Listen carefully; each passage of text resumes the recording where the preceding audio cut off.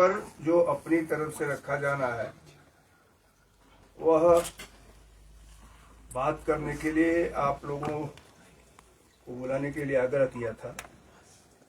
अभी मैं वाराणसी गया था और वाराणसी में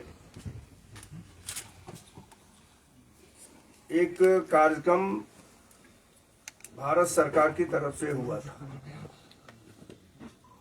और कुछ दिन पूर्व मनसुख मांडविया जी जो लेबर के मिनिस्टर भी हैं आए थे।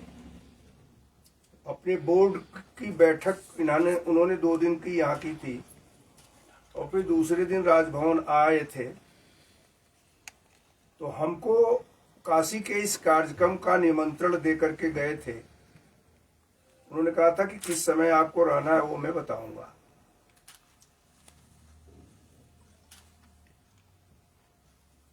अब तो सबसे तो आपको भी मैं इसकी शुभकामना दे दूं कि मैंने शुरुआत ही को भी मैं कहना चाहूंगा कि इस कार्यक्रम को जैसे हिमाचल की मीडिया ने आगे बढ़कर के लिया था वैसे लें।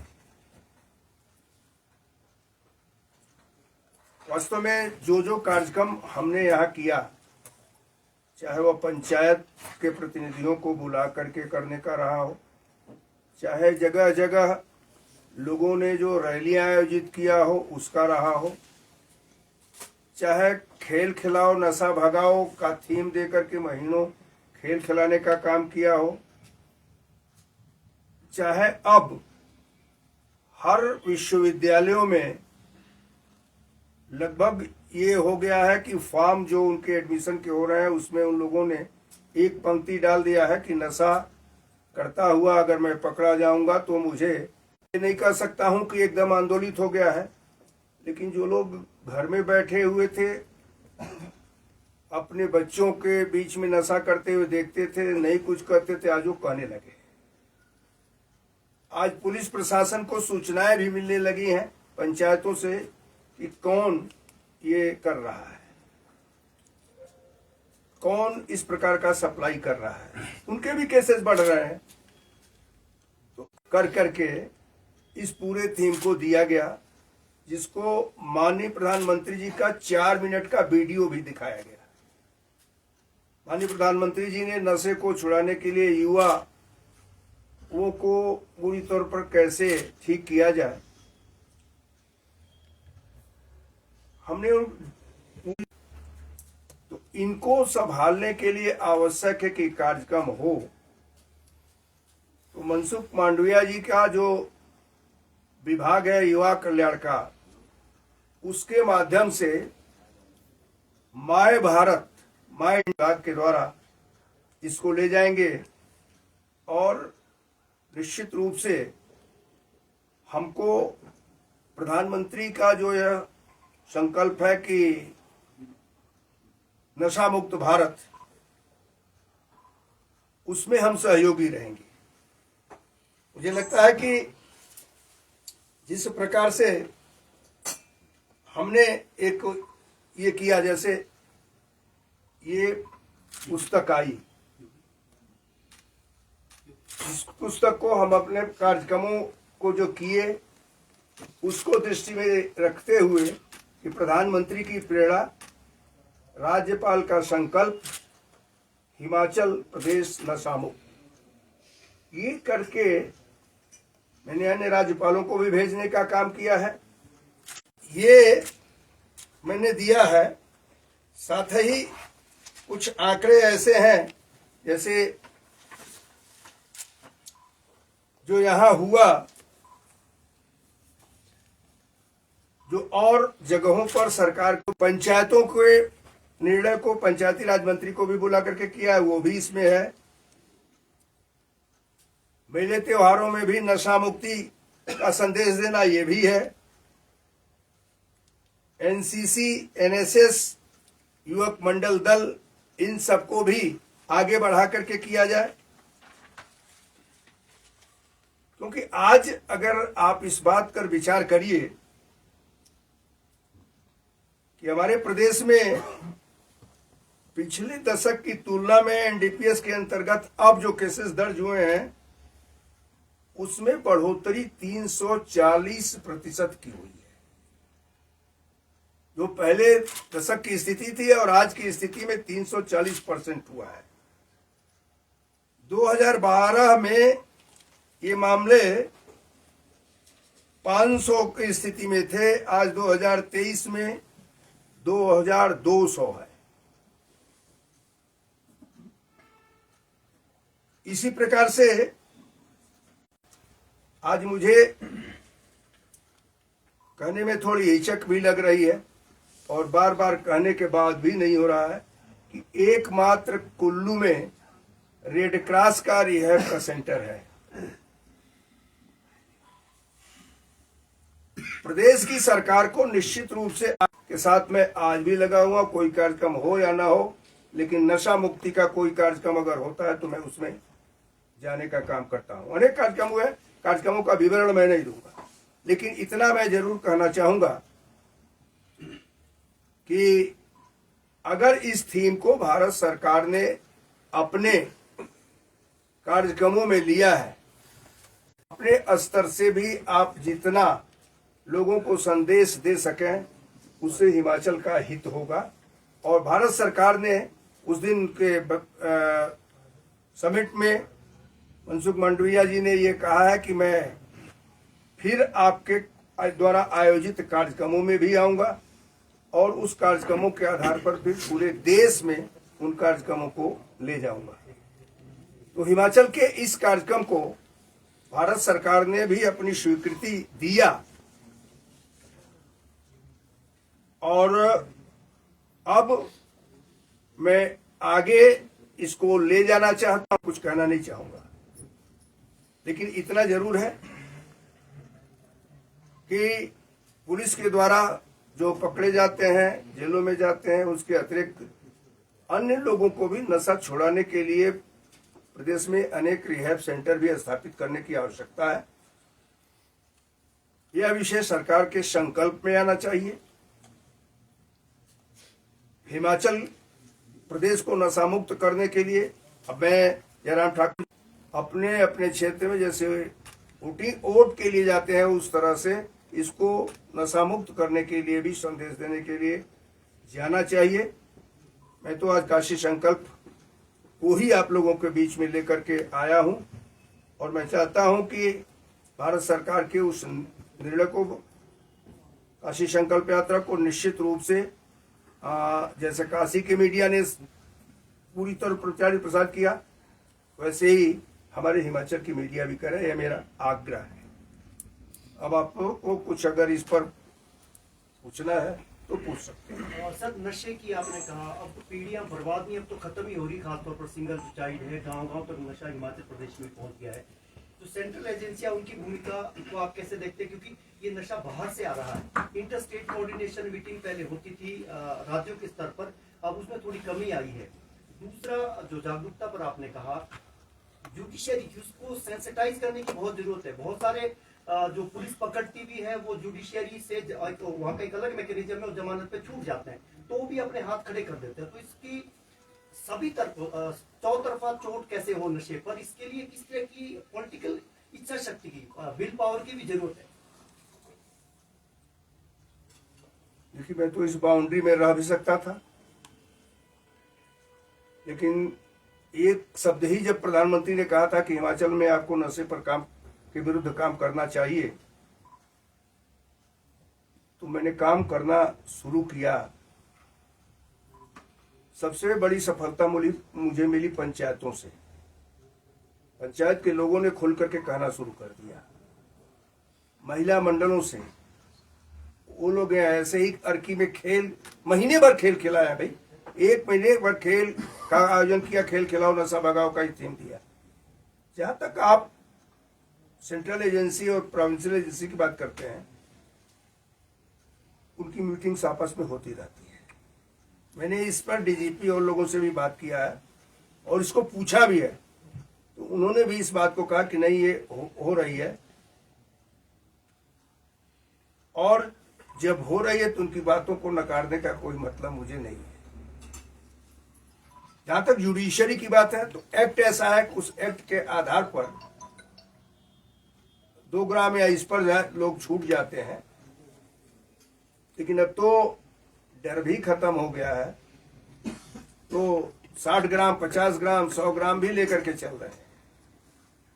इस नाते डिमांड खत्म करने के लिए जरूरी है जन जागरण। सरकार को भी चाहिए कि जन जागरण का वो करे।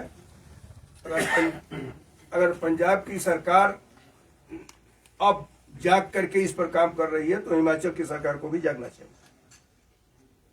सर, हिमाचल गवर्नमेंट पिछले 20 साल से लगातार घोषणा कर रही है कि प्रदेश में रिहैब सेंटर खोलेंगे और खुला कोई नहीं है। आप खुद मान रहे हैं इस बात को, तो क्या संवैधानिक मुखिया के नाते आप सरकार से रिपोर्ट मांगेंगे कि क्यों नहीं खुल रहे रिहैब सेंटर? मैंने इस संदर्भ में सरकार को पत्र भी लिखा है और निश्चित ही जब अब मैं बोल रहा था तो अपनी बातों को कहा भी है कि स्टेटमेंट तो आ जा रहे हैं। सिरमौर का नाम भी मैंने लिया है कि सिरमौर में जगह भी तलाशी जा रही है और बहुत बड़ी राशि भी उसके लिए कर दी गई, ये भी बात कही गई है। खुलेगा कब ये आप भी तो पूछ सकते हो। और सर, हिमाचल प्रदेश में इतनी बड़ी आपदाई है, अगर आप सवाल ले लें, और जिस तरह से मुख्यमंत्री कह रहे हैं लोगों के घर चले गए हैं, जमीनें चली गई हैं, मुख्यमंत्री कह रहे हैं कि जब उनको पुनः बसाने की बात आती है तो ये क्षेत्राधिकार केंद्र सरकार का है। तो क्या आप केंद्र सरकार से भी मांग करेंगे कि हिमाचल प्रदेश में जो आपदा प्रभावित हैं, जिनकी जमीनें गई हैं, उनको पुनः बसाया जाए? जमीन केंद्र सरकार तो नहीं लाएगी, बसाने का दायित्व भी प्रदेश सरकार को ही करना पड़ेगा।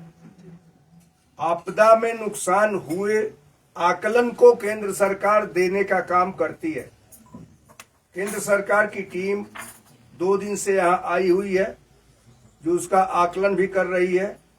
अब ये आज ही मैंने अखबार में ये देखा है कि यहाँ के वरिष्ठ नेता हमारे स्वास्थ्य मंत्री जो भारत सरकार में है, वो नितिन गडकरी के यहाँ जा करके हिमाचल के लिए अतिरिक्त सहायता की मांग की है। इसको समाचार पत्रों में ही मैंने आज देखा है, फोटो भी देखा है। तो मुझे लगता है कि केंद्र सरकार से यहाँ के नेता भी जो भारत सरकार में भी वो भी मांग कर रहे हैं। एक दिन मैंने वक्तव्य जयराम ठाकुर जी का भी देखा था जिसमें उन्होंने कहा था कि हम केंद्र सरकार से मांग करेंगे। 1000 करोड़ रुपए के नुकसान की बात उन्होंने भी स्वीकारी है। मुख्यमंत्री जी भी गए थे वहां पर, अन्य मंत्रियों के साथ गृह मंत्री जी को भी मिले थे और उसी मिलने के परिणाम स्वरूप गृह मंत्री ने उनसे इस बात को कहा था कि मैं शीघ्र ही टीम भेजूंगा और उन्होंने टीम भेज भी दिया। तो ये सब आकलन हो रहा है। जमीन पर बसाने का काम, देने का काम ये प्रदेश की सरकार करती है, ये भारत सरकार नहीं करती है। राज्यपाल जी आपने भी देखा और पढ़ा होगा, जिस पुलिस ने नशे पर प्रहार करना है, पिछले कुछ महीनों से पुलिस के अधिकारी ही आपस में उलझ रहे हैं। पिछले कल की ही बात करें, 2 महीने डीजीपी को रिटायर हुए हो गए हैं, सरकार अभी तक यूपीएससी को पैनल नहीं भेज पाई है। क्या आपको लगता है कानून व्यवस्था को लेकर प्रदेश की सरकार गंभीर नहीं है जितनी होनी चाहिए? नहीं, मैं ये नहीं कह सकता हूं कि सरकार गंभीर नहीं है, लेकिन सरकार को इस पर त्वरित कार्रवाई करनी चाहिए। सर, मेरा सवाल है कि हिमाचल में बेरोजगारी है, तो आप काफी बेरोजगारी, इसको आप कितना मानते हैं कि कसूरवार के ये जो नशा बढ़ रहा है समाज में, और आप इसके बारे में इसको खत्म करने के लिए या इसका कोई व्यवस्था के लिए सरकार को रिकमेंडेशन देंगे? नहीं, ये रिकमेंडेशन देने का काम राज्यपाल का नहीं होता है। सरकार अगर इस प्रकार के कोई प्रस्ताव लाती है, विधानसभा में लाती है, तो निश्चित रूप से मैं उसको स्वीकृत करने के लिए तैयार हूं।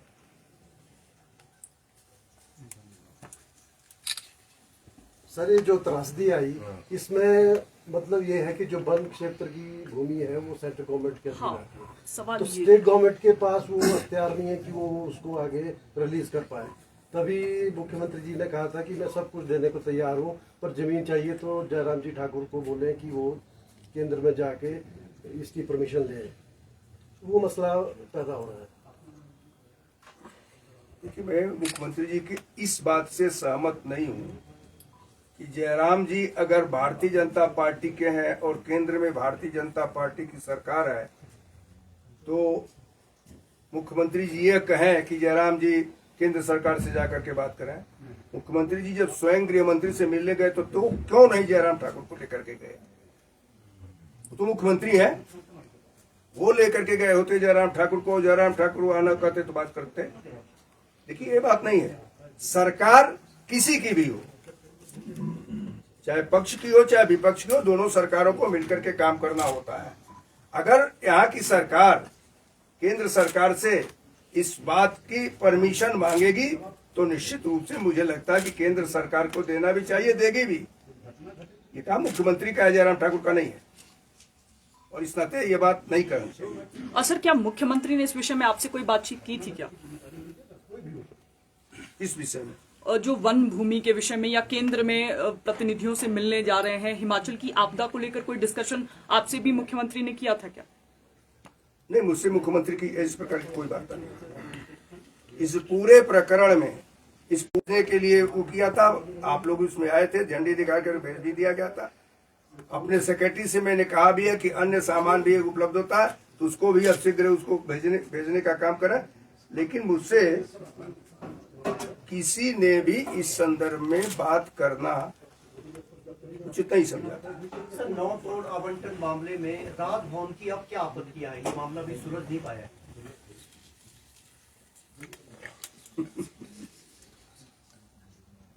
नौतोड़ अब कोई विषय नहीं रह गया है। अब तो उन लोगों ने अलग उसमें से निकाल लिया है देने के लिए, तो दें, उसको हम रोकने वाले थोड़ा है। काम किया है वो दें। नौतोड़ का विषय जो हमने मांगा था, संख्या केवल मांगी थी, कुछ और नहीं मांगी थी, संख्या मांगी थी, और वास्तविक संख्या आज तक नहीं है। सर, हिमाचल में चिट्टे के मामले बढ़ रहे हैं और कई ऐसे चिट्टा तस्कर पकड़ लिया है, फिर वो बाहर निकल रहे हैं बेल पे। क्या आपको नहीं लगता सर, जो एनडीपीएस एक्ट है थोड़ा उसमें अमेंडमेंट होना चाहिए? ये मामला उठा था विधानसभा में और केंद्र सरकार से, गृह मंत्रालय से मांग की थी कि कुछ चेंजेस जो है वो होने चाहिए। जो लॉज हैं, पुराने लॉज, जो चिट्टा तस्कर बाहर निकल रहे हैं, वो दूसरे जो युवा है जो उनके उसमें वही कह रहे हैं कि कुछ नहीं होता है, हम भी बाहर आ गए हैं, आप चिट्टा ले लो। तो ऐसे मामले आ रहे हैं हिमाचल में। जो चिट्टा बेचते हैं वो ये कह रहे हैं युवाओं को, जो जिन्होंने मीडिया से बातचीत की, कुछ युवाओं ने, उन्होंने कहा कि ऐसा बोलते हैं कि कुछ नहीं होता है, थोड़े दिन अंदर जाते हैं फिर बाहर निकल आते हैं। तो लॉ थोड़ा सा लगता नहीं सर कमजोर है? भाई देखिए, सेंट्रल गवर्नमेंट का कोई लॉ बनता है तो किसी एक प्रदेश को लेकर के नहीं बनता है, तो पूरे देश, वो पूरे देश के लिए बनता है। ऐसी स्थिति में प्रदेश सरकार को अपनी मजबूती जब सिद्ध कर देगी तो ये सब कुछ अपने आप नहीं होगा। लेकिन कुल मिलाकर के ये कहना कि केंद्र सरकार का काम है, तो यहाँ से प्रस्ताव भी जाते हैं, विधानसभा से पास करा करके ही जाते हैं, उसको भेजना चाहिए, उसको भेजा। लेकिन फिर भी मैं इस बात को कह रहा हूँ कि ला किसी एक प्रदेश को देख करके नहीं बनता है, ला बनता है पूरे देश को लेकर। ठीक है, हो गया, धन्यवाद।